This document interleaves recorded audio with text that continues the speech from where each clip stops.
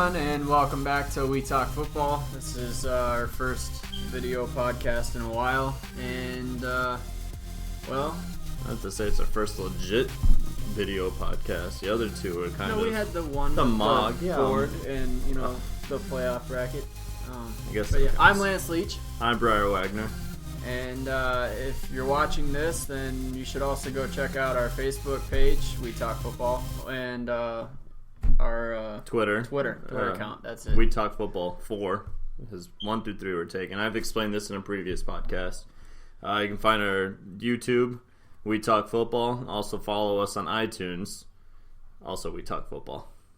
Yes. So yeah, covered the bases. There is no week in review. It's predominantly going to be facts and opinions, but I would like to congratulate all the players who were drafted this past weekend, and also to all the guys who didn't hear their names called but did sign on as a free agent. Congratulations. And no, nothing. No, I got nothing. Okay. And you took the wind out of my sails. Well, I'm glad I could do that. Now on to facts and opinions. Best draft haul. What do you got? Well, for me, I said Jacksonville had the best haul, I believe. Jacksonville Jaguars, they made out like bandits in this draft. They not only got their guy, Jalen Ramsey, at 5. Everyone thought, knew they were going to get him. But they also got Myles Jack in the second round because he had his huge slide. Everyone knows because of his knee, the injury. He's not, recovering like everyone, thought he would. They don't know if he'll play. But they were able to grab 2 top 5 talent players and without giving up anything, essentially. I mean, other than a second-round pick. Small price to pay. I think if Myles Jack can come back, playing to form like he was, then there's going to be a huge, huge boost to their pass defense, which is one of the laughing stocks in the league. I think they're ranked bottom 3, behind the Saints. But they didn't stop there. They continued. Their next 3 picks after that were spent on defense. They grabbed Ngakoue, a defensive end, solely a pass rusher, coming on those passing downs. They got defensive tackle Day, another a huge improvement for their 31st ranked third down defense, a big guy in the middle. They need that. And then outside linebacker Holmes, who was sack master last year, 18 sacks, led the FCS. Brandon Allen, they brought him in to replace Chad Henne when Chad Henne decides he finally wants to retire. I don't think they'll ever expect him to be a starter. They just want a really strong backup, which is what Chad Henne has excelled in his career. I enjoyed Jacksonville's draft. I think they did a great job of drafting for need and filling that need, which was pass defense. They attacked it. They did a great job with it. But I picked Cleveland for my best draft haul. This new organization, when it was put together, raised a lot of eyebrows this offseason. But this draft, I think, opened a lot of eyes. I mean, they were able to trade down twice in the first round, gather a bunch of picks, still get their guy, Corey Coleman, at 15, who fills a gigantic need at receiver. And I would consider him, in my opinion, he was the second best receiver in this draft. Mm-hmm. And then in the second round, they grabbed Emmanuel Ogbah, who was one of my favorite pass rushers in this draft. I talked about him quite a bit leading up to it. And then the third round, they also grabbed Carl Nassib, so they attacked their pass rushing needs on defense after addressing receiver. They spent 2 other third-round picks on an offensive tackle, Sean Coleman out of Auburn, who could fill the void that was left by Mitchell Schwartz this offseason. And they drafted Cody Kessler, the quarterback from USC. Now, I'm not a huge Cody Kessler fan, and we all know, we know that I am not a huge USC quarterback fan, Nope. But at least they took a guy that I wouldn't consider, everyone talked up Connor Cook and Christian Hackenberg and, the potential that they had, but both of them have terrible accuracy. Connor Cook had huge questions about his leadership, and then Hackenberg, it just seemed like he had the one good year at Penn State, his freshman season, and every season after that he did nothing. So at least they went with a stable quarterback, somebody who Hugh Jackson, who is a great offensive coordinator and now the head coach, could definitely groom into something. They had 14 total picks in the entire draft, which is amazing, and it greatly increases the chance of them hitting on these picks. And then they finished the draft with somebody that I think was a bit of a steal, inside linebacker Scooby Wright. out of Arizona. Still love the name. That's a great name. He may not have won the Underwear Olympics at Lucas Oil Stadium, but he does have great instincts and a nose for the ball. I mean, last year he spent almost the entire year hurt, but he did manage 12 tackles in the bowl game when he came back. But the year previous to that, he had 163 tackles, 29 for loss, and 14 sacks for a guy who ran like a 4.87 40-yard dash. I mean, he just knows how to get to the player. Worst draft haul. I went with the New York Jets. Darren Lee in the first round may fit into what Todd Bowles likes for a defender, a multifaceted player, somebody with speed, but it didn't fill a dire need. They had a dire need at quarterback with Ryan Fitzpatrick still not signed, and Paxton Lynch was sitting there. They let him pass. They had a huge need at tackle. I mean, they may have traded for Ryan Clady, but when's the last time he actually spent a season healthy? And the right tackle is not any better than the left side, so tackle is a huge need. And you can argue that all the good tackles are gone, but I still like Jason Spriggs. I think it would have been worth a shot at 20. But they addressed the quarterback problem in the second round with Christian Hackenberg, who I can't justify taking a player that high when his completion percentage last year was 53.5%. And the year before that was 55.8%. He can't hit the broadside of a barn. How is he going to go out there and throw to these receivers? Brandon Marshall and Eric Decker are big receivers. I promise you, he still won't be able to hit them. I mean, he needs to work on a lot of things. Second round, not a good call. And then they didn't even address their offensive tackle need until the fifth round. So I didn't like what the Jets did, which is sad because I had high hopes for them going into the season. I did too. For my worst draft haul, I'm probably not going to get a lot of brownie points with people here, but I went and said LA Rams. I think the Rams gave up a lot for a quarterback, and Jared Goff, as everyone knows, for a quarterback that might not even really be day one ready.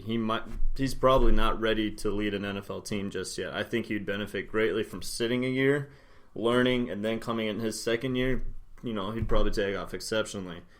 But on top of that, they probably realistically could have stayed at 15 and still grabbed the guy that they wanted. They could have grabbed either Goff or Wentz at that point. Or if they were both gone, Paxton Lynch. Yep, Lynch is still there, who some argue is more ready than the other two are. I'd say they're all sitting in the same boat of they need to rest or, sit a year.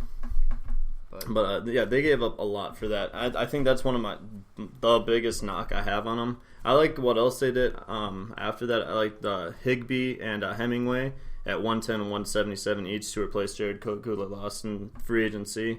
They also brought in Cooper and Thomas to help at receiver, but they still don't have a first receiver. They still don't have that top guy, that number one receiver, which they could have filled also at 15, maybe taking a quarterback in the second round. And to go with the Higbee pick, I mean, he was a player who is facing charges still. Yeah, they took a chance on him. And they took a fourth-round flyer on him. I mean, fourth round and flyer don't normally go together. Fourth round's a place where you're generally selecting a guy who's a gem. Somebody who wasn't seen as a first-round talent but could end up becoming a guy later down the road that you look at and say, wow, he should have gone in the first. And they took a guy who may not even be able to play this year. So that's really all I have to say about that. But I guess piggybacking off your fourth round gem thing, we'll roll right into the best value pick. Oh, all right. My best value pick, Andrew Billings, drafted by Cincinnati in the fourth round. Huge pick for Cincinnati. They grabbed a player that everyone had ranked as a first round player. Everyone ranked him. He fell. He really only fell because there's a huge knock on him that he can't get after the quarterback, that he can't provide that pressure in passing situations. I think that's something you can teach him. Mm-hmm. He's a bigger guy, but he can move. I think he logged one of the faster 40s for defensive tackles. 4.95. He's not slow, but I mean, you're gonna want someone like that. Someone to come in on those first down plays, which are more than not guaranteed going to be runs. Third and short situations are going to be huge for him. Come in there, they're not running up the middle like everyone does in third and short. I think they got a great player for a fourth round pick. I went for best value. I went with Washington grabbing Kendall Fuller in the 3rd round, cornerback out of Virginia Tech. Fuller has 3 older brothers: Vincent Fuller, Corey, and Kyle. Mm-hmm. And all 3 of them either played or currently play in the NFL. Vincent played for Tennessee at safety, and then Corey Fuller is currently a receiver for Detroit, and Kyle is currently a cornerback for Chicago. And his older brothers all said that Kendall is the most talented out of the group. Now, had he not gotten injured this last year, he would have been a 1st-round pick and possibly, the first corner off the board. I mean, getting a value like that in the 3rd round is huge. And for a team that still needed to improve their pass defense, even though they went out and got Josh Norman 2 weeks ago, I mean, this just adds value and depth, and he could potentially end up becoming one of their top starting corners. I loved it. Great pick. Biggest 1st-round question mark.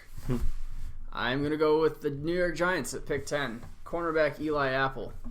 Still don't understand it. I am completely baffled. If you wanted to go cornerback, Vernon Hargreaves is still on the board. But cornerback's not even their biggest need. Nope. They went out and they grabbed Janoris Jenkins this offseason. They still have Dominique Rodgers-Cromartie on the team. If anything, they needed a slot corner, and that's not what Eli Apple is. That's not what DRC is, and that is not what Janoris Jenkins is. So now you have 3 cornerbacks who all play outside, and nobody who can play the slot. Good job, Giants. And you avoided filling your needs of offensive tackle, where Laramie Tunzel, regardless of that video that came out, he's still going to be one of the top talents in this draft. And a great left tackle. You could have drafted him at 10, but you let him go. If you didn't like Laramie Tunzel, you still had needs at safety, at linebacker, and with the questions about Miles Jack and Reggie Ragland's health, you could have traded down. I'm sure somebody would have gladly traded up to 10. I mean, they had just traded up to 9 and 8. I'm sure somebody would have wanted 10. You could have moved down. You could have moved down into the 20s and still gotten Eli Apple. He's not a guy that should have gone at 10. Oh, just frustrates me. All right, well, I guess I'm going to stay in the same division. Ezekiel Elliott, 4th overall. I'm not saying by any means, I mean, he's a great running back. Not saying he's not a top 5, top 10 talent. But he's not a player that Dallas should have drafted. Running back is not on Dallas's highest priority list by any stretch. They just brought in Alfred Morris. They have Darren McFadden on the team. Jerry Jones just came out last season, 2 seasons ago, saying, no, we don't need DeMarco Murray. Any running back can run behind our line. Oh, so let's go spend a 4th overall pick on one. Yeah, let's spend the 4th overall when we could have grabbed, anyone to play defensive line. They just let, Hardy's gone, which he didn't really do much anyways. That was still a need with him on the team. You got 2 players that are suspended for the first month of the season. Cornerback is a huge need. They could have grabbed Jalen Ramsey. Cornerback is a huge need. The whole Morris Claiborne project just probably needs to get put away. It's frustrating. Like, as soon as that pick was called, I texted him. I was like, well, how's your stepmom? She's a huge Dallas fan. How'd she feel about that? What'd she do? Shook her head. She just shook her head. Sure, every Dallas. It was just, for a show. It's all Dallas is, Taj Mahal and all this other stuff. It was just for show. This is why Dallas is going to probably be at the bottom of the league again next year. I did like their 2nd, 3rd, and I think 4th round picks. I mean, they managed to grab Jalen Smith, who will probably have to sit a year, but he's still a good talent. And they managed to grab Malik Collins in the 3rd round, even stack out of Nebraska. But yeah, that 1st round, they should have grabbed Jalen Ramsey.